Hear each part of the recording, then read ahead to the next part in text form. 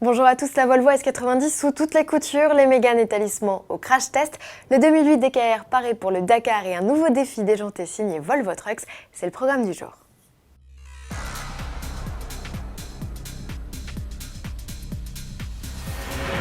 La chasse aux Audi A6, BMW Série 5 et Mercedes Classe E est relancée chez Volvo avec l'arrivée d'une élégante berline. C'est le grand retour de l'appellation S90 dans la gamme du constructeur suédois. Et cette fois, c'est elle qui pousse vers la sortie, la S80. 10 cm plus longue que cette dernière, la S90 mesure 4,95 m, soit autant qu'un XC90. Du SUV, elle reprend de nombreux codes esthétiques, notamment sa calandre à lamelles et ses feux en T. Quant à la poupe, son dessin 100% original divise déjà. Dans l'habitacle, l'ambiance est aussi élégante que chaleureuse. Là encore, les points communs avec le XC90 sont nombreux. On retrouve le grand écran tactile et l'instrumentation numérique. La routière reçoit aussi de nombreuses aides à la conduite inédites, comme ce système de détection des animaux sauvages actif de jour comme de nuit, ou ce dispositif semi-autonome permettant un maintien au fil du véhicule jusqu'à 130 km/h. Un système entièrement basé sur la signalétique au sol, le conducteur devra donc rester vigilant. Au chapitre motorisation, la S90 n'opte que pour des 4 cylindres, les mêmes que le XC90, et puissance s'échelonne de 190 à 320 chevaux, et même 407 chevaux pour la version hybride rechargeable T8. Présentée à l'occasion du salon de Détroit en janvier prochain, la S90 est attendue sur nos routes à l'été. Le tarif devrait débuter autour des 45 000 €. Elle sera suivie en fin d'année d'une déclinaison break baptisée V90. Place à présent à l'actualité Renault. À l'heure où nous enregistrions ce journal, le sort de l'écurie en Formule 1 pour la saison 2016 n'était pas encore scellé.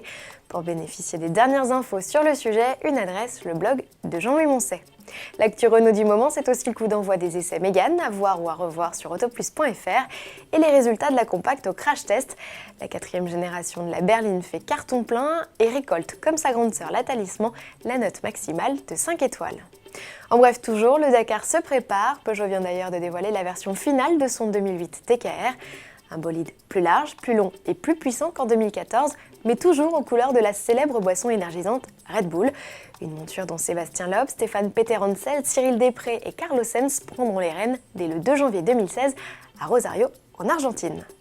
On termine ce journal avec un nouveau défi signé Volvo Trucks. Pour démontrer les capacités de ces modèles, le constructeur rivalise d'imagination. Souvenez-vous, le parcours avec un hamster au volant, l'exercice de funambulisme entre deux mastodontes lancés à pleine vitesse, ou encore l'exercice de style avec Jean-Claude Van Damme, c'était lui.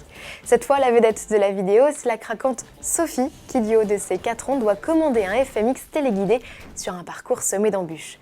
L'idée, démontrer que ce camion est le plus robuste jamais construit. À demain.